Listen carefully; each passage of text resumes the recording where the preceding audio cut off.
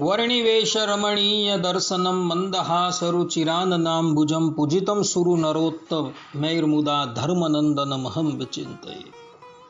असतो मा षड्गमय तमसो मा ज्योतिर्गमय मृत्युर्मा अमृतं गमयः। ओम शांति शांति शांति। अस्मद्गुरु समारंभां नाथयामुन मध्यमां लक्ष्मीवल्लभ पर्यंतां वंदे गुरु परंपरा। આજની જ્ઞાન સભાની અંદર પધારનારા બધા જ ભગવદ્ ભક્તોને વેદાંતાચાર્ય, પુરાણ ઇતિહાસાચાર્ય અને ફિલોસોફી શાસ્ત્રી રાકેશભાઈના હેતપૂર્વક જય સ્વામિનારાયણ. ભક્તો, ગયા વખતની જ્ઞાન સભાની અંદર આપણે બધા શ્રીમદ ભાગવતના દસમ સ્કંદના 85મા અધ્યાયની લીલાજી છે શ્રવણ કરતા હતા, જેની અંદર દેવકીજીની પ્રાર્થનાથી ભગવાન શ્રી કૃષ્ણ સુતલ લોકમાંથી બલિરાજા પાસેથી પોતાના 6 ભાઈઓને લાવી દેવકીજીની ગોદની અંદર મૂકે છે. એ કથા આપણે શ્રવણ કરી. હવે આજે આપણે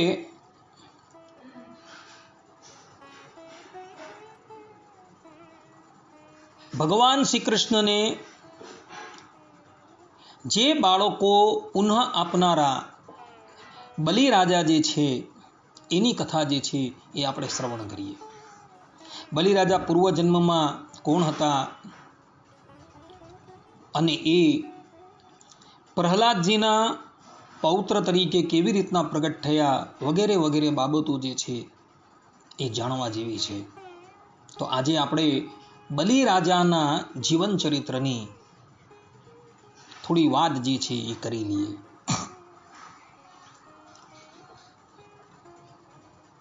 સ્કંદ પુરાણની અંદર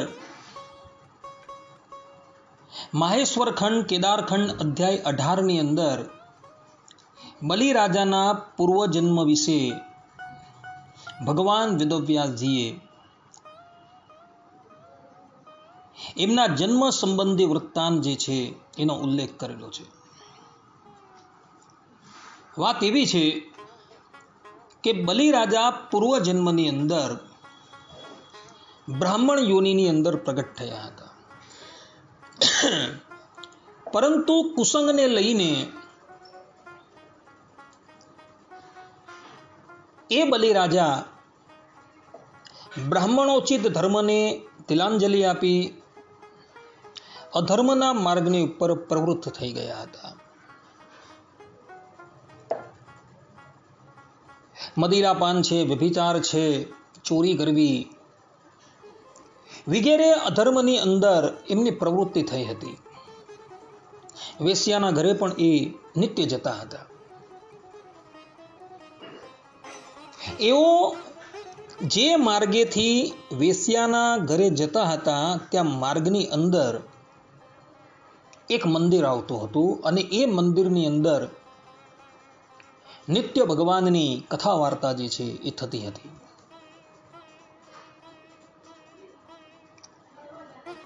એ બલિરાજા પૂર્વજન્મના જે બ્રાહ્મણ હતા, જ્યારે એ માર્ગ ઉપરથી પસાર થાય અને મંદિર આવે ને, એટલે મંદિર આવતા પોતાના બંને કાનોની અંદર પોતાની આંગળી નાખી દે. એટલે મંદિરની અંદર જે વક્તા મહોદય જે કથા કરે છે એ કથાના શબ્દો જે છે એ પોતાના કર્ણની અંદર પ્રવેશ ન થાય. એક સમયની વાત છે, બલિરાજા નિત્યની જેમ એ વેશ્યાના ઘરે જતા હતા અને મંદિર જ્યારે આવ્યું ત્યારે એમણે પોતાના કાન જે છે એ બંધ કરી દીધા. પરંતુ અચાનક ઠોકર વાગતા એ આમ પડી જાય છે અને એના કાનની અંદર જે આંગળીઓ નાખેલી હતી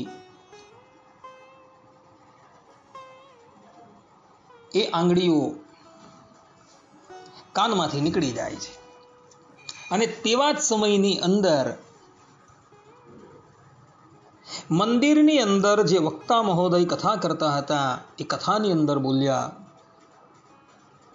કે મનુષ્યનો અંત સમય હોય અને અંત સમયે પણ જો એ મનોમન ભગવાન શંકરને પોતાની સંપૂર્ણ સંપત્તિ દાન કરી દઈને તો એ મરનાર વ્યક્તિની પણ અંતે સદગતિ થાય, અર્થાત કે એ પુણ્યનો ભાગી થાય. આ પ્રમાણેના શબ્દ જે છે એ બલિરાજાના કર્ણની અંદર પ્રવેશાઈ જાય છે અને એ શબ્દ જે છે એનું મનન થઈ જાય છે અને નિધિધ્યાસ પણ થઈ જાય છે. આ વાતને ઘણા વર્ષો જે છે એ વ્યતીત થઈ જાય છે. એક દિવસની વાત છે,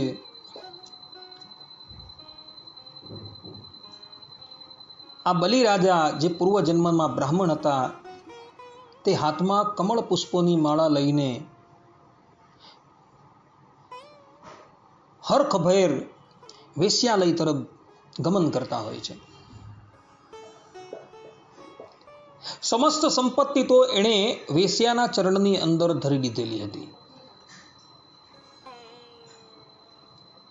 આજે કોઈક સ્થાન પરથી દ્રવ્યને કમાઈ એની એક કમળમાળા બનાવી એઓ વેશ્યાલય તરફ જતા હતા. ત્યાં માર્ગની અંદર ઠોકર વાગતા એ પડી જાય છે અને એનું મસ્તક જે છે એક શિલાની સાથે ભટકાઈ જાય છે અને એની અંદરથી રક્તની ધારા જે છે એ વહેવા લાગે છે. બલિરાજાને થઈ ગયું કે હવે મારું મૃત્યુ જે છે એ સમીપમાં જ છે. પોતાની પાસે સંપત્તિ તો કંઈ હતી નહીં અને અંતકાળ આવી ગયો છે. ત્યારે બલિરાજાના મનની અંદર અચાનક પેલા વાક્ય જે કથાકાર કહેતા હતા એ વાક્ય જે છે એ સ્મરણ થઈ આવે છે કે અંતકાળે પોતાની પાસે જે પણ કંઈક સંપત્તિ હોય એ જો ભગવાન શંકરના ચરણની અંદર નિવેદન કરવામાં આવે તો મરનારની સદગતિ થાય છે. બલિરાજાને થઈ ગયું કે હવે મારું મૃત્યુ જે છે એ સમીપમાં છે. સમસ્ત સંપત્તિ તો મેં વેશ્યાના ચરણની અંદર સમર્પિત કરી દીધી છે. હવે કેવલ એક આ માળા જે છે એ રહી ગઈ છે. બલિરાજાએ મનોમન ભગવાન શંકરનું ચિંતન કર્યું અને એમને એ કમળની માળા જે છે એ અર્પણ કરી દીધી અને એવા જ સમયની અંદર એનો દેહ જે છે એ છૂટી જાય છે. એના કર્મ મુજબ બલિરાજાને યમદૂતો લેવા માટે આવે છે અને એના સૂક્ષ્મ જીવને એના દેહમાંથી ખેંચી યમરાજની સન્મુખ ઉપસ્થિત કરવામાં આવે છે. યમરાજજી પોતાના સેવક એવા ચિત્રગુપ્ત અને વિચિત્રગુપ્તને કહે છે કે આ જીવાત્માના પાપ અને પુણ્યનો જે સરવાળો છે એ આપ કાઢો.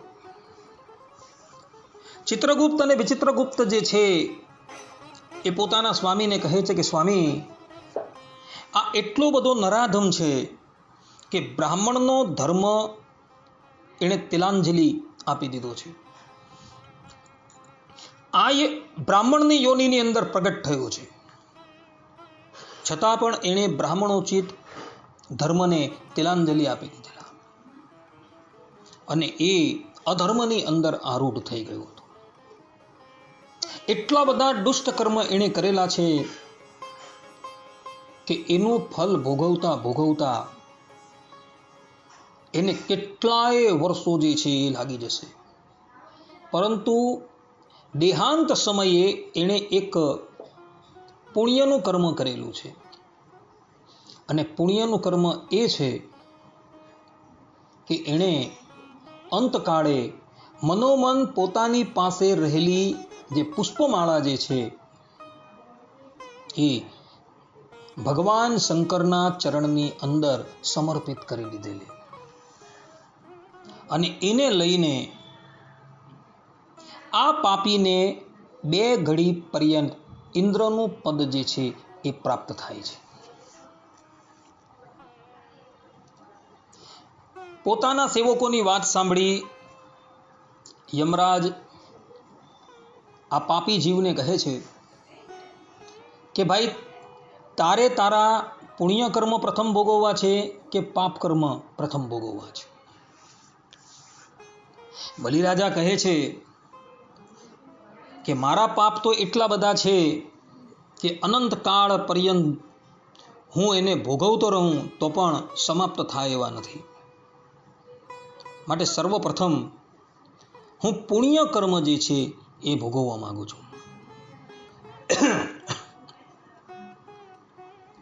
આ પ્રમાણેની વાત સાંભળી યમરાજ જે છે એ પોતાના દૂતોને આજ્ઞા કરે છે કે આને સ્વર્ગની અંદર લઈ જાઓ અને સ્વર્ગની અંદર જઈને દેવરાજ ઇન્દ્રને કહો કે 2 ઘડી માટે ઇન્દ્રાસન ખાલી કરી દે અને આનો દેવરાજ ઇન્દ્રના પદની ઉપર અભિષેક કરી દે.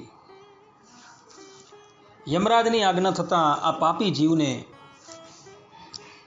યમરાજના સેવકો દેવરાજ ઇન્દ્રની નગરી અમરાવતીમાં લાવે છે અને દેવરાજ ઇન્દ્રને એવો યમરાજનો સંદેશો જે છે એ સંભળાવે છે.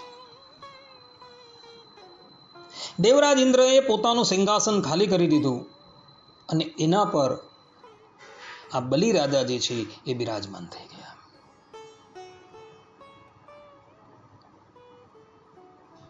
બલિરાજા બિરાજમાન થયા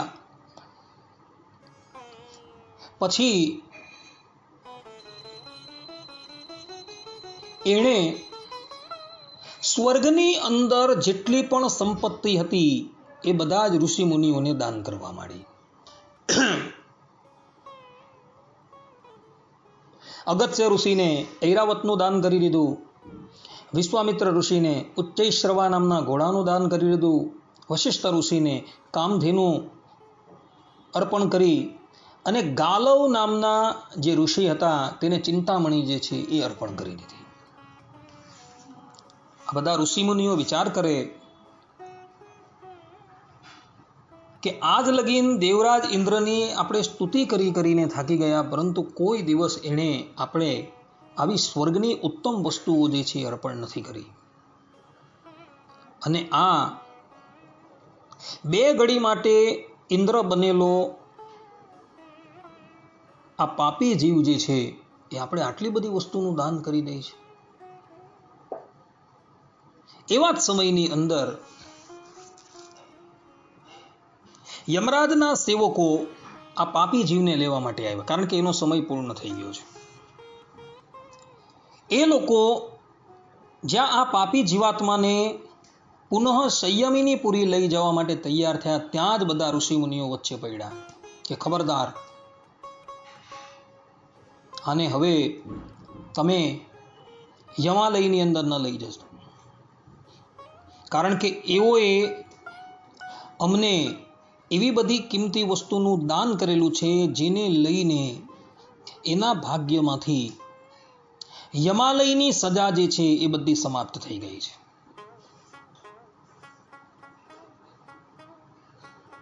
આ પ્રમાણે ઋષિઓનું વચન સાંભળી યમરાજના સેવકો યમરાજની પાસે આવે છે અને યમરાજને ઋષિઓની વાત કરે છે. યમરાજ પણ વિચારે છે કે 2 ઘડી પર્યંત ઇન્દ્રાસનનો ઉપભોગ કરનારો આ પાપી જીવાત્મા જે છે એણે અમરાવતીના ભોગ ન ભોગવ્યા, પરંતુ અમરાવતીની અંદર જે પણ કંઈક વસ્તુ હતી એ બધી દાન કરી દીધી. એને લઈને હવે આના બધા જ પાપો જે છે એ તો નિવૃત્ત થઈ ગયા છે.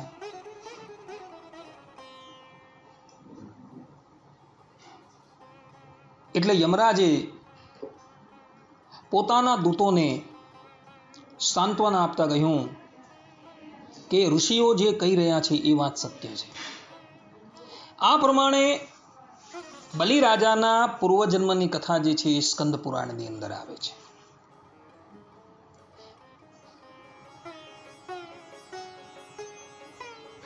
બલિરાજા જે 2-3 ઘડી માટે ઇન્દ્રાસનની ઉપર આરૂઢ થઈ ગયા, એટલે આ વાત દેવરાજ ઇન્દ્રને યોગ્ય ન લાગી. એ લોકો તત્કાલ યમરાજજીની પાસે આવે છે અને યમરાજને કહે છે કે આ પાપીને 2-3 ઘડી માટે ઇન્દ્રાસન કેવી રીતના પ્રાપ્ત થયું, જ્યારે એ ઇન્દ્રાસન પ્રાપ્ત કરવા માટે 100 અશ્વમેધ યજ્ઞ જે છે એ કરવા પડે છે. જે વ્યક્તિ 100 અશ્વમેધ યજ્ઞ કરી લે એ જ ઇન્દ્રાસનનો અધિકારી થાય છે.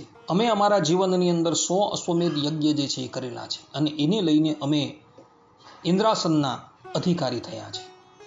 જ્યારે આણે તો કોઈ અશ્વમેધ યજ્ઞ કર્યા નથી, તો પછી એને ઇન્દ્રાસનની પ્રાપ્તિ કેવી રીતના થઈ? ત્યારે યમરાજ કહે છે કે હે દેવરાજ, તમે જે 100 અશ્વમેધ યજ્ઞ કર્યા ને એના કરતાં પણ શ્રેષ્ઠ કાર્ય આણે કરેલું છે. એણે અંત સમયે મનોમન ભગવાન શંકરની પૂજા કરેલી છે અને તમારા યજ્ઞ કરતાં પણ ભગવાન શંકરની પૂજા જે છે એ સર્વોત્તમ છે. અને એટલે માટે એ 2 ઘડીને માટે ઇન્દ્રાસનના અધિકારી બની ચૂકેલા છે. ત્યારબાદ દેવરાજ ઇન્દ્ર પુનઃ પોતાના સ્વર્ગની અંદર આવે છે અને બધા જ ઋષિ મુનિઓને પ્રાર્થના કરે છે કે આ બલિરાજાએ તમને જે પણ કંઈક વસ્તુ આપેલી છે એ કૃપા કરીને મને પાછી આપી દેવું. ઋષિ મુનિઓ જે છે નિઃસ્પૃહ હતા, એઓએ બધી જ વસ્તુ જે છે દેવરાજ ઇન્દ્રને પાછી આપી દીધી. તે પછી આ પાપી જીવાત્માનો જન્મ જે છે એ અસુર કુળની અંદર થાય છે. સુરાસુર વંદિત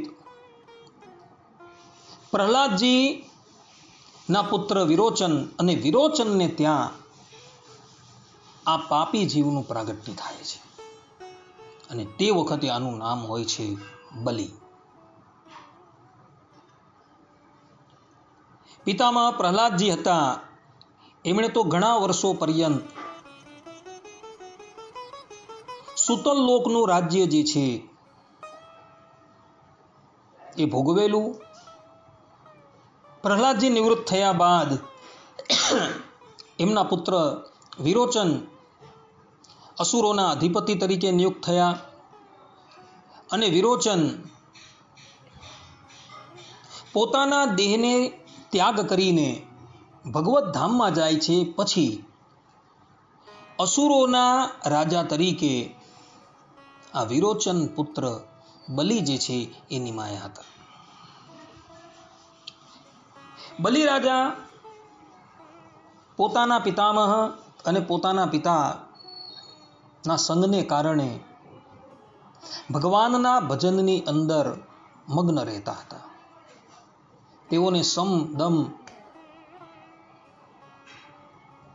ઇત્યાદિક સાધનોની અંદર જ હંમેશા રુચિ રહેતી હતી. એને અસુરોની કોઈ પણ પ્રવૃત્તિની અંદર રુચિ હતી નહીં.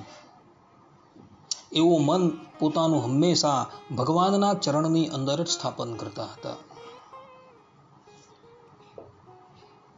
એક સમયની વાત છે, દુર્વાસાના અપરાધને લઈને દુર્વાસાના શાપથી ત્રિલોકીની સમસ્ત સંપત્તિ જે છે એ સમુદ્રની અંદર જતી રહે છે. ત્રિલોકીની અંદર હવે લક્ષ્મીજી વિરાજમાન નથી.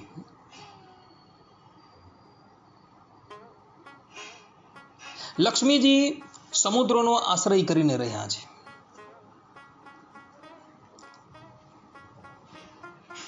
દુર્વાસાના અપરાધને લઈને અસુરોએ ઇન્દ્રાસન જે છે એ પણાવી લીધેલું છે. એટલે દેવતાઓ જે છે એ લોકોની સ્થિતિ જે છે એ અત્યંત દયનીય થઈ ગઈ છે. એ લોકો બધા બ્રહ્માજીની પાસે આવે છે.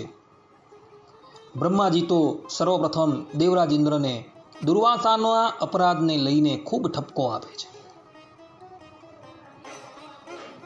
અને પછી બધા જ દેવતાઓને લઈને બ્રહ્માજી ક્ષીરસાગરના કિનારે આવે છે.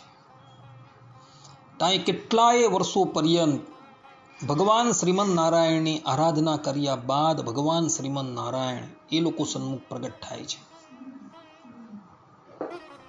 દેવતાઓ જે છે એ શ્રીમન નારાયણને પોતાનું કષ્ટ જે છે નિવેદિત કરે છે અને કહે છે કે હે પ્રભુ, અસુરોએ અમને અમારા અધિકારમાંથી નિવૃત્ત કરી દીધા છે, માટે હવે આપ કંઈક કૃપા કરો. ભગવાન શ્રીમન નારાયણ કહે છે કે હે દેવો, અત્યારે ત્રિલોકીની સમસ્ત સંપદા જે છે એ સમુદ્રનો આશ્રય કરીને રહેલી છે. તો તમે અને અસુરો ભેગા થઈને સમુદ્ર મંથન કરો, લક્ષ્મીજીને સમુદ્રમાંથી બહાર કાઢો અને સાથે સાથે સમુદ્રની અંદર રહેલું અમૃત જે છે એ અમૃત પણ તમે બહાર કાઢો, જે પાન કરીને તમે લોકો અજર અમર થઈ જશો. તમે લોકો સમુદ્ર મંથન કરો તેની અંદર દાનવોને પણ સાથે લઈ લેજો, કારણ કે તમારા એકાકીથી આ કાર્ય જે છે એ થશે નહીં. માટે દાનવોને પણ સમુદ્રમાંથી નીકળતા જેટલા પણ રત્ન છે એમાંથી ભાગ આપવાનું કહી એની સહાયતાથી તમે સમુદ્ર મંથન કરો. યાદ રાખજો, અસુરોને તો કેવલ ને કેવલ પરિશ્રમ જ હાથ રાખશે, તમે બધા જ અમૃતપાનના અધિકારી થઈ જશો. આ પ્રમાણે કહી ભગવાન શ્રીમન નારાયણ અંતર્ધાન થઈ જાય છે. તે પછી દેવરાજ ઇન્દ્ર અસુરોના રાજા બલિરાજાની પાસે આવે છે અને બલિરાજાને કહે છે કે હે રાજન, અત્યારે ત્રિલોકીની સમસ્ત સંપદા જે છે એ સમુદ્રનો આશ્રય કરીને રહેલી છે. સમુદ્રની અંદર અનેક રત્નો છે અને સાથે સાથે અમૃત પણ છે. માટે આપણે બધા ભેગા મળીને જો સમુદ્ર મંથન કરીએ તો એમાંથી અમૃત નીકળશે અને અમૃત નીકળે છે તો આપણે બધા એનું પાન કરીને અજર અમર થઈ જઈએ. દેવરાજ ઇન્દ્રની વાત સાંભળી બલિરાજા અને બીજા બધા અસુરો જે છે એ સમુદ્ર મંથન કરવા માટે તૈયાર થાય છે. ઘણા વર્ષોના પરિશ્રમ બાદ સમુદ્રમાંથી 14 રત્નો જે છે એ નીકળે છે અને એ 14 રત્નોની અંદર અમૃત જે છે એ અંતિમ રત્ન હતું. 13 રત્નો જે છે એ તો સુરાસુર સરખે ભાગે વહેંચી દે છે, પરંતુ 14મું રત્ન જે અમૃત નીકળે છે ત્યારે એ અમૃત નીકળતા જ દાનવો જે છે એ અમૃતનો કુંભ ધન્વંતરી ભગવાનના હાથમાંથી છીનવી લઈ પલાયન થઈ જાય છે. પરંતુ શ્રીમન નારાયણ ભગવાન મોહિની રૂપ ધારણ કરી એ અમૃતનો કુંભ જે છે એ દાનવો પાસેથી લઈ લે છે અને યુક્તિથી એ બધું જ અમૃત જે છે એ દેવોને પાન કરાવી દે છે. અમૃત પાન કરીને અમર થઈ ગયેલા દેવતાઓ તે પછી અસુરોની સાથે યુદ્ધે ચડે છે અને ક્ષીરસાગરના કિનારે દેવો અને અસુરોનું ભયંકર યુદ્ધ થાય છે અને એ યુદ્ધની અંદર દેવતાઓ જે છે એ વિજયી થાય છે. દેવરાજ ઇન્દ્ર જે છે એ બલિરાજાને તથા બીજા બધા જ અસુરોને મોતને ઘાટ ઉતારી દે છે. મોતને ઘાટ ઉતરેલા અસુરોને અસુરોના ગુરુ શુક્રાચાર્યજી સંજીવની વિદ્યાથી જીવિત કરી દે છે. સંજીવની વિદ્યાથી જીવિત થયેલા બધા જ અસુરો જે છે એ પોતાના ગુરુની ખૂબ સેવા કરે છે અને સેવા કરીને એ લોકો બધા શુક્રાચાર્યજીને ખૂબ રાજી કરે છે. એટલે શુક્રાચાર્યજી બલિરાજાની પાસે એક વિશ્વજીત નામનો યજ્ઞ કરાવે છે. યજ્ઞની પૂર્ણાહુતિ થતાં જ યજ્ઞમાંથી એક સુવર્ણનો રથ નીકળે છે. એ રથની ઉપર બધા જ દિવ્યાસ્ત્રો જે છે એ ઉપસ્થિત થઈ જાય છે. એક દિવ્ય કવચ પણ ત્યાં ઉપસ્થિત થઈ જાય છે. શુક્રાચાર્યજી બલિરાજાને કહે છે કે રાજન, તમે આ રથની ઉપર વિરાજમાન થઈ જાઓ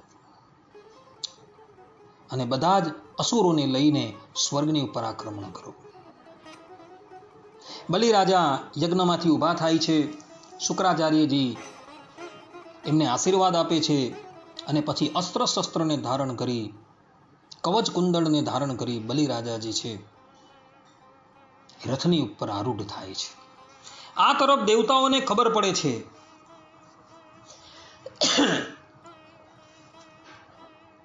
કે બલિરાજા બ્રાહ્મણોના આશીર્વાદથી અજય થઈ ગયા છે. એ લોકો બધા જ અમૃત પાન કરેલું હોવા છતાં પણ સ્વર્ગમાંથી પલાયન થઈ જાય છે અને ત્રિલોકીના એક છત્રી શાસક તરીકે બલિરાજાજી એ નિયુક્ત થઈ જાય છે. બલિરાજાનું શાસન જે છે એ બહુ અદ્ભુત હતું. ભલે એ અસુર હતા, ભલે એમના બધા જ સાથીદારો અસુર હતા, પરંતુ ત્રિલોકીનો એ લોકો વહીવટ જે છે એ ધર્મ પ્રમાણે કરતા હતા. ત્રિલોકીનું રાજ જે છે એવો ધર્મ પ્રમાણે કરતા હતા.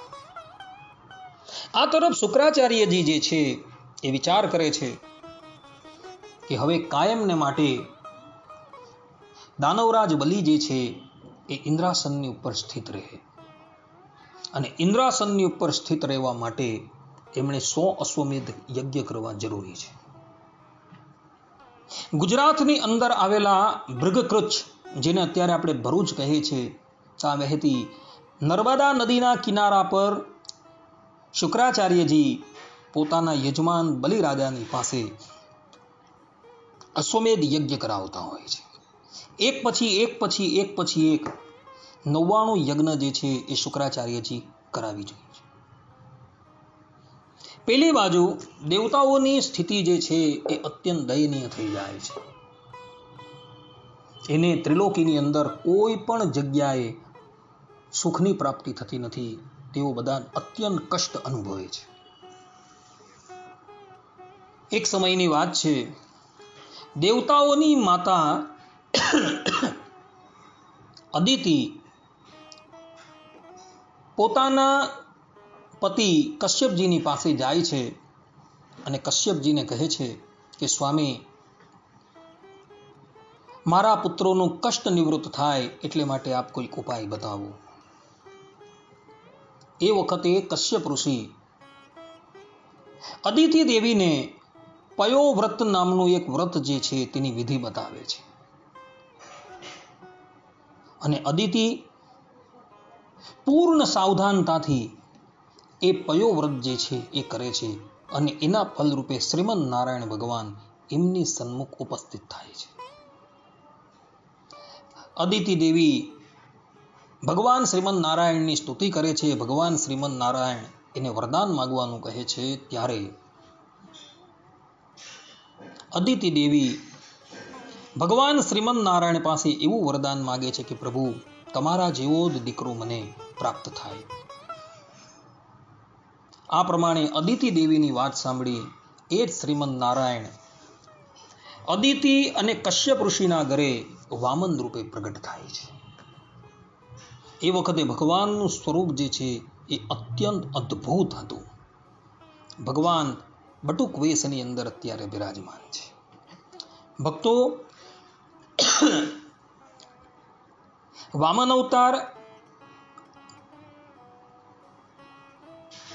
જે છે તેને જ કેટલાક ત્રિવિક્રમ અવતાર કહે છે. પરંતુ એ લોકોની આ બાબતની અંદર બહુ મોટી ભૂલ છે. ત્રિવિક્રમ અવતાર જે છે તે અને વામન અવતાર એ બંને ભિન્ન ભિન્ન છે. ત્રિવિક્રમ અવતારની કથા અને વામન અવતારની કથા જે છે એ વામન પુરાણની અંદર આવે છે. વામન પુરાણના અધ્યાય 23 થી લઈને 31 પર્યંત આ વામન અવતારની કથા છે અને ત્રિવિક્રમ અવતારની કથા એ જ વામન પુરાણની અંદર 77 અને 78માં અધ્યાયમાં છે. વામન અવતારની અંદર ભગવાન વામન બલિરાજાનો ઉદ્ધાર કરે છે, જ્યારે ત્રિવિક્રમ અવતારની અંદર ભગવાન ત્રિવિક્રમ જે છે એ ધુંધુ નામના દૈત્યનો ઉદ્ધાર કરે છે. આ ધુંધુ નામનો દૈત્ય જે છે એ તપસ્યા કરીને ભગવાન શંકરને રાજી કરે છે અને ભગવાન શંકરના વરદાનથી એ સમસ્ત દેવતાઓને જીતી લે છે અને 100 અશ્વમેધ યજ્ઞ કરી એ સત્યલોકની પ્રાપ્તિ ઈચ્છતો હોય છે. અર્થાત કે સત્યલોકની અંદર જે બ્રહ્માજી રહે છે એનું એ પદ જે છે એ ઈચ્છતો હોય છે ને એને માટે એ 100 અશ્વમેધ યજ્ઞ કરતો હોય છે. જ્યારે દેવતાઓને એના અભિપ્રાયની જાણ થાય છે ત્યારે એવો ભગવાન શ્રીમદ નારાયણને પ્રાર્થના કરે છે. શ્રીમદ નારાયણ દેવતાઓની પ્રાર્થના સાંભળી એક બટુક વેશ ધારણ કરે છે અને જે સ્થાનની ઉપર આ ધુંધુ દૈત્ય યજ્ઞ કરતો હોય છે ત્યાંથી સમીપ આવેલી નદીની અંદર ભગવાન છલાંગ મારે છે.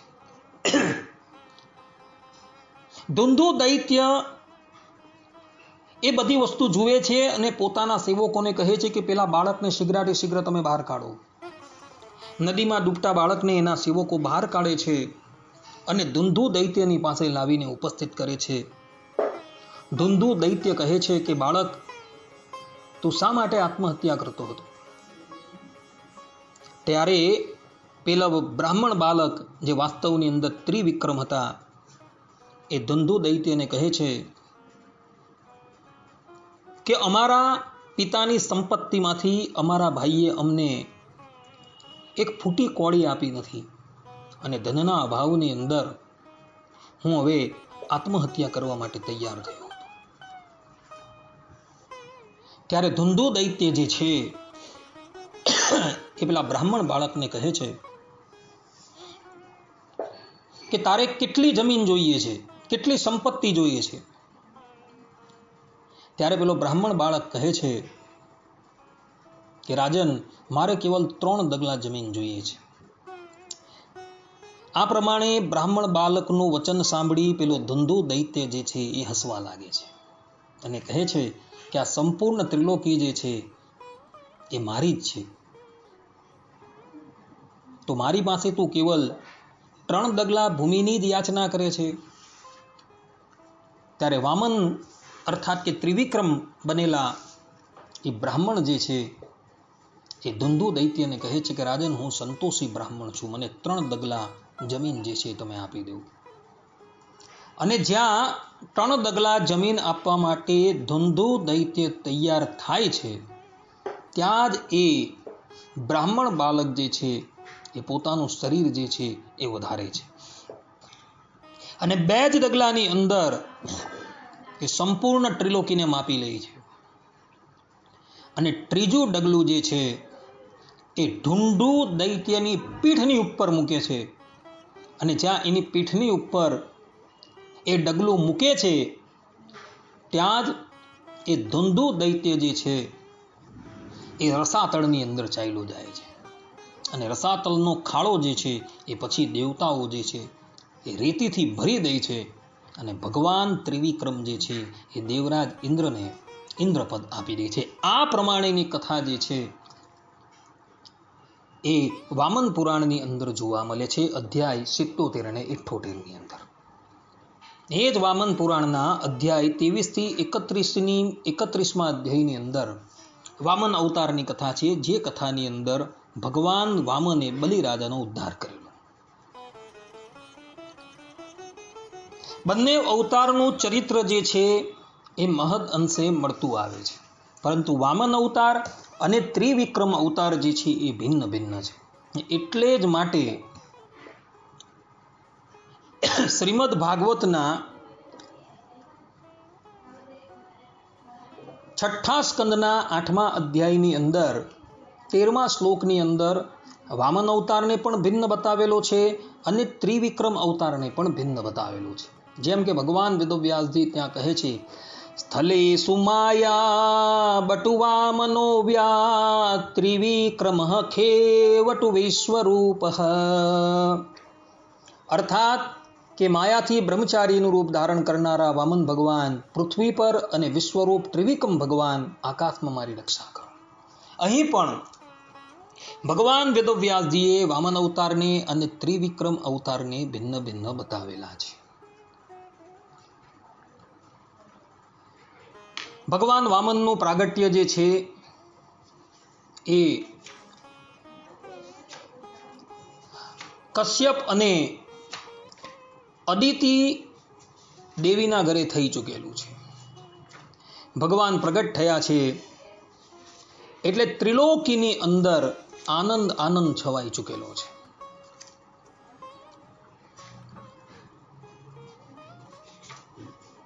એ સમયે બધા દેવતાઓ તથા ઋષિમુનિઓ જે છે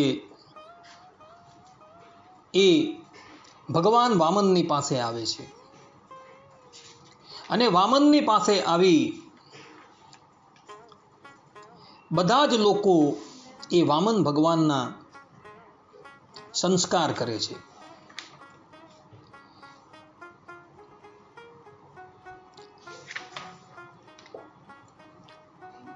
એ સમયે ભગવાન વામનના દર્શન કરી મહર્ષિઓ તથા દેવતાઓ જે છે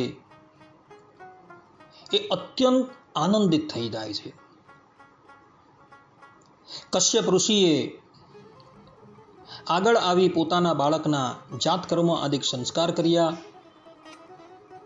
ઉપનયન સંસ્કાર થઈ ગયા બાદ એ વામન ભગવાનને ગાયત્રી મંત્રની દીક્ષા આપવામાં આવે છે.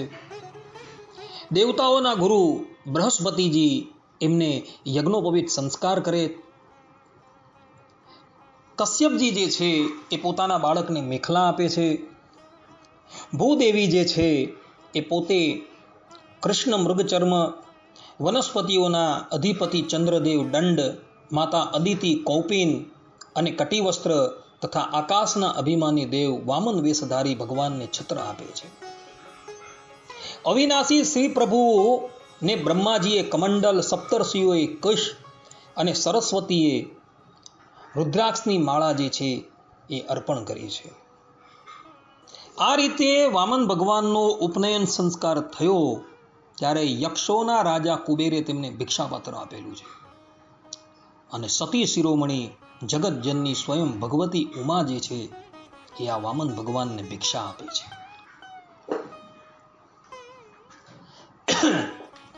આ પ્રમાણે જ્યારે બધા જ દેવતાઓ, ઋષિઓ અને ઋષિપત્નીઓ વામન ભગવાનનું સન્માન કરે છે ત્યારે વામન ભગવાન જે છે એ પોતાના બ્રહ્મ તેજને લઈને અત્યંત શોભવા લાગે છે. એ સમયે ભગવાન વામનના કર્ણની અંદર એવા શબ્દો સંભળાય છે કે સર્વ પ્રકારની સામગ્રીઓથી સંપન્ન યશસ્વી બલિરાજા ભૃગુવંશી બ્રાહ્મણોના આદેશ અનુસાર ભૃગુકૃચ્છની અંદર અશ્વમેધ યજ્ઞ કરી રહ્યા છે. તેઓએ 99 અશ્વમેધ યજ્ઞ તો કરી જ દીધેલા છે અને આ 100મો અશ્વમેધ યજ્ઞ કરવા માટે એઓ તૈયાર થયા છે. એટલે વામન ભગવાન જે છે એ દેવતાઓના નિર્દેશથી બલિરાજાની યજ્ઞશાળાની અંદર પધારે છે. ભક્તો, બલિ રાજાએ 99 અશ્વમેધ યજ્ઞ કરેલા છે, પરંતુ 100મો અશ્વમેધ યજ્ઞનો એ પ્રારંભ કરે છે ત્યારે ગણપતિ મહારાજનું પૂજન કરવાનું એ ભૂલી જાય છે. આ વાત ગણેશ પુરાણની અંદર લખેલી છે. અને એને લઈને વિઘ્ન વિનાયક દેવ જે છે એ વિઘ્ન ઉપસ્થિત કરવા માટે તૈયાર થાય છે. અને એ વિઘ્ન જે છે એ વામન રૂપની અંદર બલિ રાજાના યજ્ઞની અંદર આવીને ઉપસ્થિત થઈ જાય છે.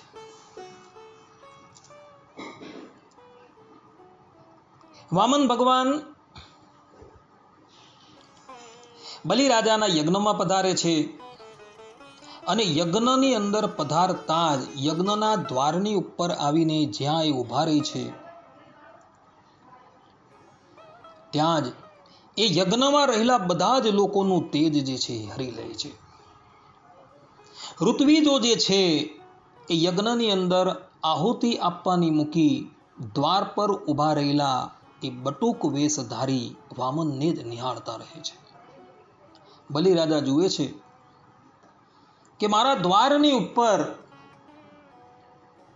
એક બટુક બ્રહ્મચારી બ્રાહ્મણ આવીને ઊભા રહ્યા છે.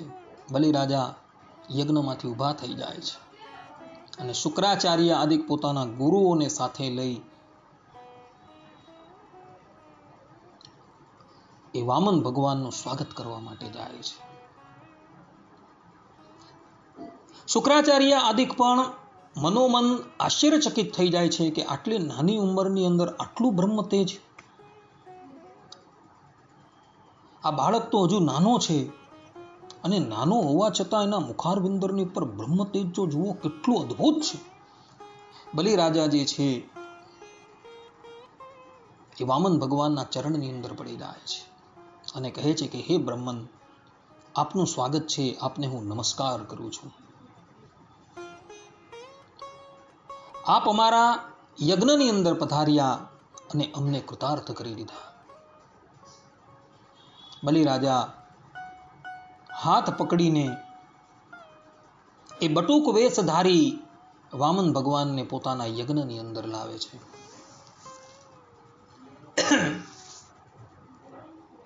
અને લાવી એક સિંહાસનની ઉપર બિરાજમાન કરી એવું વામન ભગવાનના પાદ પ્રક્ષાલન કરે છે. અને ત્રિલોકીને મંગલ કરનારું, ત્રિલોકીને પવિત્ર કરનારું એવું એ ભગવાનનું પાદોદગ જે છે એ બલિ રાજા પોતાના મસ્તક પર ચડાવે છે. અને પછી બે હાથ જોડી એ વામન ભગવાનને કહે છે કે હે બ્રહ્મચારી, આપ શા માટે અમારા યજ્ઞની અંદર પધાર્યા? આપના મનની અંદર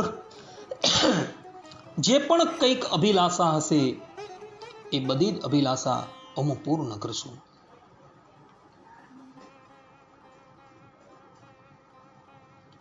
બલિ રાજાની વાત સાંભળી વામન ભગવાન જે છે એ બલિ રાજાને કહે છે કે હે રાજન, અમો તમારા યજ્ઞની અંદર કંઈક ઈચ્છા લઈને આવેલા છીએ. બલિ રાજા કહે છે કે હે બ્રાહ્મણ, આપ જે પણ કંઈક વસ્તુ અમારી પાસેથી માંગશો એ બધી જ વસ્તુ જે છે એ અમે પૂર્ણ કરશું. આ પ્રમાણેની વાત સાંભળી બટુક વેશધારી વામન ભગવાન જે છે એ બલિ રાજાને કહે છે કે હે રાજન, અમારે કેવલ 3 ડગલા ભૂમિ જોઈએ છે. હું એક સંતોષી બ્રાહ્મણ છું. એ 3 ડગલા ભૂમિની અંદર હું મારી પર્ણકુટી બનાવી શાંતિથી ભગવત સ્મરણ કરવા માંગુ છું. વામન ભગવાનની વાત સાંભળી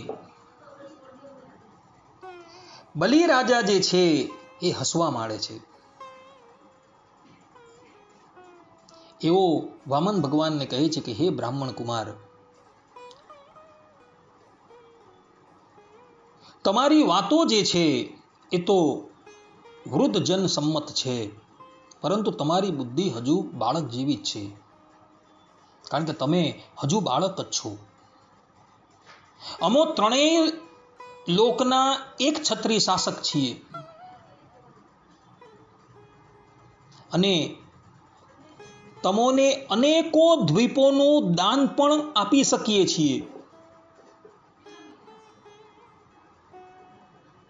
અને આ પ્રમાણે તમે મારી પાસે કંઈક માગવા માટે ઉપસ્થિત થયા છો અને કેવલ 3 જ ડગલા જમીન માગો છો. માટે હે બતુક, હજુ પણ અમે તમને કહીએ છીએ કે તમે 3 ડગલા સિવાય બીજી પણ જેટલી જમીન જોઈએ એટલી અમારી પાસે માંગો. બલિરાજાની વાત સાંભળી વામન ભગવાન પુનઃ કહે છે કે હે રાજન, અમારે તો કેવલ 3 ડગલા ભૂમિ જે છે એ જ જોઈએ છે. માટે કૃપા કરીને અમને 3 ચરણ ભૂમિ જે છે એ અર્પણ કરો. વામન ભગવાનની આ પ્રમાણેની વાત સાંભળી બલિરાજા જ્યાં હાથમાં જલ લઈને સંકલ્પ કરવા માટે તૈયાર થાય છે, ત્યાં જ શુક્રાચાર્યજી જે છે એ બલિરાજાને રોકે છે. એવો બલિરાજાને કહે છે કે હે વિરોચન કુપુત્ર, આ તારી સન્મુખ જે બ્રહ્મચારીનું રૂપ લઈને આવેલા છે એ કોઈ સાધારણ વ્યક્તિ નથી, પરંતુ એ સાક્ષાત શ્રીમન નારાયણ છે. દેવોનું કાર્ય સિદ્ધ કરવા માટે જ કશ્યપ પત્ની અદિતિના ગર્ભ થકી એવો પ્રગટ થયા છે. અને તેઓ 3 ડગલામાં નહીં, કેવલ 2 જ ડગલાની અંદર તમારી સંપૂર્ણ સંપત્તિ જે છે એ ગ્રહણ કરી લેશે અને 3જું ડગલું મૂકવા માટે પણ તમારી પાસે જગ્યા ન રહેશે. માટે તમે આ દાન આપવું રહેવા દો. શુક્રાચાર્યજી પુનઃ બલિરાજાને કહે છે, હે રાજન, વિદ્વાનો એવા દાનની પ્રશંસા કરતા નથી કે જે દાન આપ્યા પછી જીવન નિર્વાહ માટે કશું બચે જ નહીં. જેનો જીવન નિર્વાહ બરાબર થતો રહે છે તે જ આ સંસારમાં દાન છે, યજ્ઞ છે, તપ છે અને પરોપકારના કર્મ જે છે એ કરી શકે છે. માટે હે બલિ, તું આ દાન આપવાનું રહેવા દે. પોતાના ગુરુદેવની આ પ્રમાણેની વાત સાંભળી બલિરાજા પોતાના ગુરુને કહે છે કે હે ગુરુદેવ, અમે ભક્તરાજ પ્રહલાદજીના પૌત્ર છીએ અને અમારા પિતા જે છે એ વિરોચન હતા, જેઓએ જાણતા હોવા છતાં બ્રાહ્મણ બનીને આવેલા ઇન્દ્રદેવને પોતાનું આયુષ્ય જે છે એ પ્રદાન કરી દીધેલું હતું. અમે ભક્તરાજ પ્રહલાદ અને વિરોચનના કુળની અંદર પ્રગટ થયા છે. એક વખત અમે આપવાનું વચન આપી દીધું છે, માટે અમે અમારું આ વચન જે છે એ અવશ્ય પૂર્ણ કરીશું. શુક્રાચાર્યજીએ જોયું કે મારો શિષ્ય જે છે એ મારું કહેલું માનતો નથી, એટલે ક્રોધાયમાન થઈ જાય છે અને બલિરાજાને શાપ આપી દે છે કે જા, હું તને શાપ આપું છું કે તક્ષણ તું તારી સમસ્ત સંપત્તિથી રહિત થઈ જશે. બલિરાજા ગુરુદેવના શાપને પણ અંગીકાર કરી લે છે અને પછી વામન ભગવાન જે છે એ બલિરાજાને સંકલ્પ કરાવવા માટે તૈયાર થાય છે. ગુરુદેવ શુક્રાચાર્યજીએ જોયું કે આ વામન બનેલા શ્રીમન નારાયણ જે છે એ મારા શિષ્યની સમસ્ત સંપત્તિ જે છે એ કૃષ્ણ અર્પણ કરી લેશે, પરંતુ જ્યાં લગીન હું હજુ ઉપસ્થિત છું ત્યાં લગીન હું ભગવાનને આ કાર્ય કરવા ન દેઉં. એ પ્રમાણે વિચાર કરી શુક્રાચાર્યજી સૂક્ષ્મ રૂપ ધારણ કરીને, જેનાથી ભગવાન વામન બલિરાજાને સંકલ્પ કરાવતા હતા, એ ઝારીના નાળચાની અંદર આવીને બિરાજમાન થઈ જાય છે. એટલે ઝારીનું જળ જે છે તે બહાર પડતું નથી. ભગવાન વામન સર્વજ્ઞ છે. એમણે જોયું કે શુક્રાચાર્યજી સૂક્ષ્મ રૂપ ધારણ કરીને ઝારીના નાળચાની અંદર આવીને બિરાજમાન થઈ ગયા છે. એવો એક દર્ભની સળી લે છે અને સળી લઈને એ નાળચાની અંદર નાખે છે. અને નાળચાની અંદર જેવી સળી નાખીને જ્યાં આમ ખોતરે છે, તો એ સળી શુક્રાચાર્યજીના નેત્રને સ્પર્શ કરે છે અને એને લઈને શુક્રાચાર્યજીનું એક નેત્ર જે છે એ વિદીર્ણ થઈ જાય છે. શુક્રાચાર્યજી એક નેત્રથી રહિત થઈ જાય છે. શુક્રાચાર્યજીનું નેત્ર ભંગ થયું. આ કથા જે છે એ શ્રીમદ ભાગવતમાં નથી આવતી, પરંતુ નરસિંહ પુરાણના અધ્યાય 55માં આવે છે. ત્યાં સ્પષ્ટ રૂપે ભગવાન વેદવ્યાસજી કહે છે કે શુક્રાચાર્યજીનું નેત્ર જે છે એ વામન ભગવાને વિદીર્ણ કરી દીધેલું. અને આ લીલા પૂર્ણ થયા બાદ શુક્રાચાર્યજી ગંગાતટ પર જાય છે, ભગવાનની તપસ્યા કરે છે અને ભગવાનની કૃપાથી પુનઃ એમને નેત્ર પ્રાપ્ત થઈ જાય છે. એવી કથા નરસિંહ પુરાણ અધ્યાય 55માં છે. તદંતર બલિરાજાને વામન ભગવાને સંકલ્પ કરાવ્યો છે. બલિરાજા 3 ડગલા ભૂમિ જે છે એ કૃષ્ણ અર્પણ કરવા માટે તૈયાર થઈ ગયા છે. તે પછી એ વામન ભગવાન જે છે એ પોતાના વિરાટ રૂપને ધારણ કરી દે છે. વામન ભગવાને પોતાના એક ચરણથી બલિની સઘળી પૃથ્વી જે છે એ માપી લે છે. શરીરથી આકાશને તથા ભુજાઓથી દિશાઓને પણ એવું ઘેરી લે છે. બીજા ચરણથી તેમણે સ્વર્ગલોકને પણ માપી લીધું. પોતાનું ત્રીજું ચરણ મૂકવા માટે બલિની જરા જેટલી પણ કોઈ વસ્તુ બાકી બચી નથી. ભગવાનનું તે બીજું ચરણ જે છે તે ઉપર તરફ વધતું મહરલોક, જનલોક અને તપલોકને પણ ઓળંગીને સત્યલોકમાં જઈ પહોંચ્યું. અને સત્યલોકની ઉપર જે અંડકટા જે છે એને પણ એ ચરણ તોડી નાખે છે. અંડકટા એટલે બ્રહ્માંડની દિવાલ. અને એમાંથી એક જલ રાશિ જે છે એ ભગવાન વામનના ચરણનો અભિષેક કરતી થકી નીચે આવે છે. બ્રહ્માજીએ જોયું કે એક જલધારા જે છે એ વામન ભગવાનના ચરણનો અભિષેક કરતી થકી નીચે આવી રહી છે. બ્રહ્માજીએ પોતાનું કમંડલ ફેરવી એ બધી જ જલરાશિ જે છે એ કમંડલની અંદર ભરી લીધી. અને એના દ્વારા એમણે વામન ભગવાનના ચરણારવિંદરનો અભિષેક કર્યો. અને એ ચરણથી પ્રક્ષાલિત થયેલું જલ જે છે એ ધરાતલની ઉપર ગંગાજીના રૂપની અંદર બિરાજમાન થાય છે. આ પ્રમાણે બલિરાજાને વરુણ પાસથી બાંધીને પછી શ્રીમદ નારાયણ ભગવાન જે છે એ બલિરાજાને કહે છે કે હે રાજન, તમે જે આપવાની પ્રતિજ્ઞા કરી અને છતાં પણ અમને તમારી પ્રતિજ્ઞા અનુસાર 3 ડગલા ભૂમિ આપતા નથી. કારણ કે આપે જેમ કહ્યું હતું કે હું તમને 3 ડગલા ભૂમિ આપીશ, પરંતુ 2 જ ડગલાની અંદર અમે તમારું સર્વસ્વ જે છે એ હરી લીધું છે. હવે 3જું ડગલું મારે ક્યાં મૂકવું? અને આ પ્રમાણે પ્રતિજ્ઞા ભંગ થવાથી તમારે નરકની અંદર જવું પડશે. માટે તમે હવે નરકની અંદર પ્રવેશ કરો. કારણ કે યાચકને આપવાની પ્રતિજ્ઞા કરીને જે વ્યક્તિ તે આપી શકતો નથી, એ રીતે વચન ભંગ કરે છે, તેના સઘળા મનોરથો જે છે એ વ્યર્થ થઈ જાય છે. સ્વર્ગની વાત તો બાજુ પર રહી, તેણે નરકમાં પડવું પડશે. માટે હવે આ વચન ભંગ કરવાને કારણે તમે નરકની અંદર જાઓ.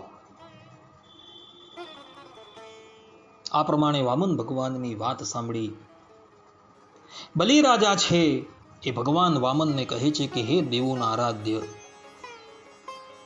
આપની કીર્તિ અત્યંત પવિત્ર છે. શું આપ અમારા કથનને અસત્ય સમજો છો? એવું નથી, હું તેને પણ સત્ય કરી બતાવું છું. અમો આપને છેતરવાના નથી. આપ કૃપા કરીને આપનું આ ત્રીજું ચરણ જે છે એ અમારા મસ્તકની ઉપર પધરાવો. કારણ કે દાન કરતા દાન આપનારો જે છે એ સર્વોત્તમ હોય છે. મારી પાસે હવે ધન સંપત્તિની અંદર કેવલ મારું આ શરીર રહેલું છે. માટે આ શરીર જે છે એ હું તમને કૃષ્ણ અર્પણ કરી દઉં છું. બલિરાજાની વાત સાંભળી શ્રીમદ નારાયણ અત્યંત પ્રસન્ન થઈ જાય છે અને પોતાનો ચરણ કમલ જે છે એ બલિરાજાના મસ્તકની ઉપર પધરાવે છે. ભગવાન શ્રીમદ નારાયણ બલિરાજાની ભક્તિથી અત્યંત પ્રસન્ન થઈ જાય છે અને પ્રસન્ન થઈને બલિરાજાને કહે છે કે હે રાજન, આપે આપની સમર્પણ ભક્તિથી મને વશ કરી લીધો છે. આ મન્વંતરની અંદર તો ઇન્દ્ર તરીકે મારા ભાઈ જે છે એ જ બિરાજમાન રહેશે. પરંતુ હવે પછીના મન્વંતરની અંદર, અર્થાત કે સાવરણી મન્વંતરની અંદર તમે મારા પરમ ભક્ત એ ઇન્દ્રના પદની ઉપર બિરાજમાન થશો. પરંતુ હાલની અંદર તમે વિશ્વકર્માએ રચેલા સુતલ લોકની અંદર પ્રવેશ થાઓ. એ સુતલ લોકની અંદર તમે હંમેશા મને પોતાની સન્મુખ જ જોજો. અર્થાત કે સુતલ લોકની અંદર તમારા સુતલ લોકની રક્ષા કરવા માટે હું એક રૂપ ધારણ કરી તમારા દ્વારની ઉપર બિરાજમાન થઈશ. માટે હવે જે સુતલ લોકની કામના દેવતાઓ પણ કરતા રહે છે એવા સુતલ લોકની અંદર આપ પ્રવેશ કરો.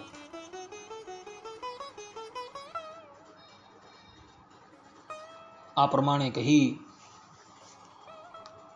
ભગવાન શ્રીમદ નારાયણજી છે એ બલિરાજાને વરુણપાસથી મુક્ત કરે છે.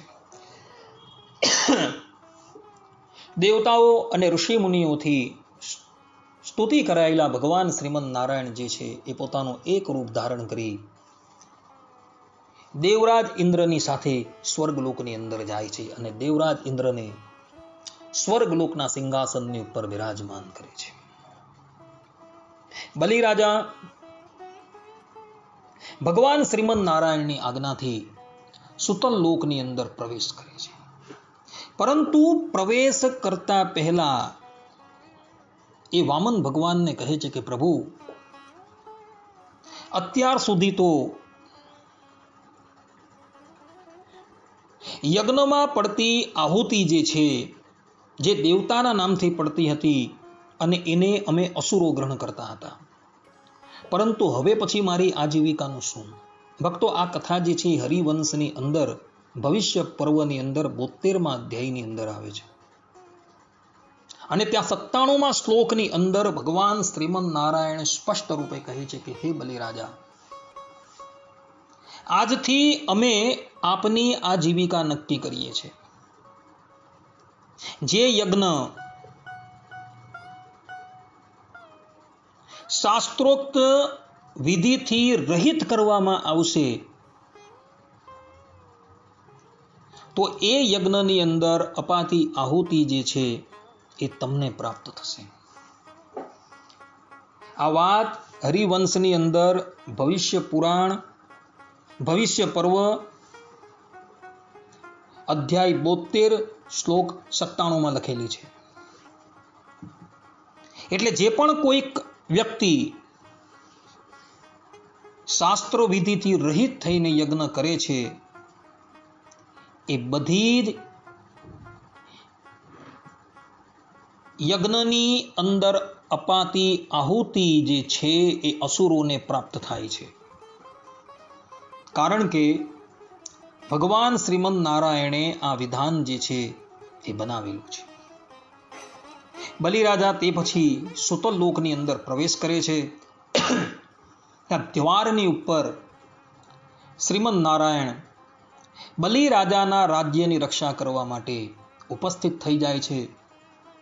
બલિરાજા નિત્ય વામન ભગવાનના દર્શન કરતા રહે છે. એક સમયની વાત છે, લંકાધિપતિ રાવણ જે છે એ દિગ્વિજય કરતો કરતો સુતલ લોકની અંદર આવે છે. એની ઈચ્છા હતી કે મારે બલિરાજાને સુતલ લોકમાંથી બહાર કાઢવા છે. પરંતુ વામન ભગવાન અર્થાત શ્રીમદ નારાયણ ભગવાન પોતાના ચરણના અંગૂઠાનો સ્પર્શ કરે છે, જેથી રાવણ જે છે એ સીધો સુતલ લોકમાંથી લંકાપુરીની અંદર ચાલ્યો જાય છે. અર્થાત કે વામન ભગવાનના ચરણનો અંગૂઠો જ્યાં રાવણને સ્પર્શ થાય છે ત્યાં એ સુતલ લોકમાંથી સીધો લંકામાં જઈને પડે છે. અદ્યાપી બલિરાજા જે છે એ સુતલ લોકની અંદર બિરાજમાન છે. અને સુતલ લોકની અંદર બિરાજમાન થકા એવો ભગવાન શ્રીમદ નારાયણનો નિત્ય અનુભવ કરે છે. આજે પણ શ્રીમદ નારાયણ ભગવાન એક રૂપે સુતલ લોકના દ્વારની ઉપર બલિરાજાની રક્ષા કરવા માટે ઊભા રહ્યા છે. બલિરાજાએ તો ભગવાન શ્રીમદ નારાયણને પણ બંધનમાં મૂકી દીધા છે. ભગવાન શ્રીમદ નારાયણે તો અમુક સમય પર્યંત જ બલિરાજાને બાંધેલા હતા. પરંતુ બલિરાજાની આત્મનિવેદી ભક્તિથી ભગવાન શ્રીમદ નારાયણ એટલા બધા પ્રસન્ન થઈ ગયા છે કે આજે પણ પોતે એક રૂપ ધારણ કરીને સુતલ લોકના દ્વારની ઉપર પોતાના ભક્તરાજ બલિની રક્ષા કરવા માટે ભગવાન દ્વારપાલનું કાર્ય કરી રહ્યા છે.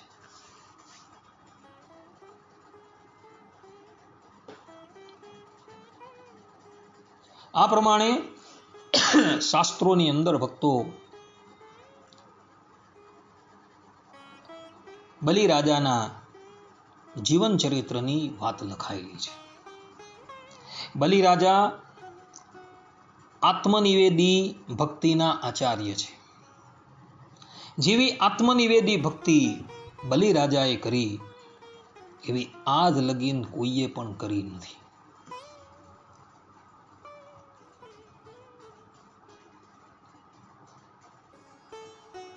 બલિરાજા ભક્તરાજ પ્રહલાદના પૌત્ર છે અને ભક્ત શ્રેષ્ઠ એવા વિરોચનના એ પુત્ર છે. પ્રસિદ્ધ શિવ ભક્ત બાણાસુર જે છે એ આ બલિરાજાનો જ પુત્ર છે. અને આજે પણ એ બલિરાજા સુતલ લોકની અંદર બિરાજમાન થકા ભગવાનની આરાધના કરી રહ્યા છે. સુતલ લોકની અંદર અસુરો પણ બહુ રહે છે, પરંતુ એ અસુરોને પણ ભગવત માર્ગનો ઉપદેશ આપે છે અને એને નીતિ પ્રમાણે ચાલવાની આજ્ઞા કરે છે. શ્રીમદ ભાગવતના ષષ્ઠ સ્કંદ અધ્યાય 3, 20 અને 21 ની અંદર બલિરાજાની ગણના જે છે એ ભાગવત આચાર્યોની અંદર થયેલી છે. ભાગવત ધર્મને યથાર્થ રૂપે જાણનારા 12 જણા છે અને એ 12 જણાની અંદર બલિરાજા પણ એક છે. ત્યાં યમરાજજી સ્વયં પોતાના સ્વમુખે કહે છે, સ્વયંભૂર નારદ શંભુ કુમાર કપિલો મનુ પ્રહલાદો જનકો ભીષ્મો બલિર્વૈયા શકીર્વયમ દ્વાદશે તેવી જાનીમો ધર્મ ભાગવતમ ભટા. અર્થાત કે સ્વયંભૂ બ્રહ્માજી, દેવર્ષિ નારદ, ભગવાન શંકર, સનતકુમાર, કપિલજી, સ્વયંભૂ મનુ, પ્રહલાદ, જનક, ભીષ્મ, બલિ, શુક અને ધર્મરાજ આ 12 જણા જ ભાગવત ધર્મને યથાર્થપણે જાણે છે. આ પ્રમાણે બલિરાજાની ગણના જે છે એ દ્વાદશ ભાગવત આચાર્યોની અંદર તો થઈ છે, પરંતુ સાથે સાથે આત્મનિવેદી જે ભક્તો છે એ ભક્તોની અંદર પણ સર્વોત્તમ કોઈ ભગવત ભક્ત હોય તો એ બલિરાજા છે. કારણ કે આત્મનિવેદી ભક્તિ બલિરાજાને જેવી કરતા આવડે છે એવી કોઈને આવડતી નથી. આ પ્રમાણે ભક્તરાજ બલિનું જીવન ચરિત્ર શ્રીમદ ભાગવતના અષ્ટમ સ્કંદની અંદર છે, હરિવંશની અંદર છે, તથા વામન પુરાણની અંદર પણ જોવા મળે છે. આવા પરમ પ્રેમી આત્મનિવેદી ભક્તોના આચાર્ય બલિરાજાના ચરણની અંદર શટ પ્રણામ કરી એમના જીવન ચરિત્રને હું અહીં જ વિરામ આપું છું. સર્વે સંતુ નિરામયઃ, સર્વે સુખીનો ભવંતુ, સર્વે ભદ્રાણી પશ્યંતુ, મા કશ્ચિત દુઃખ ભાગ ભવેત. અસ્તુ. જય સ્વામિનારાયણ.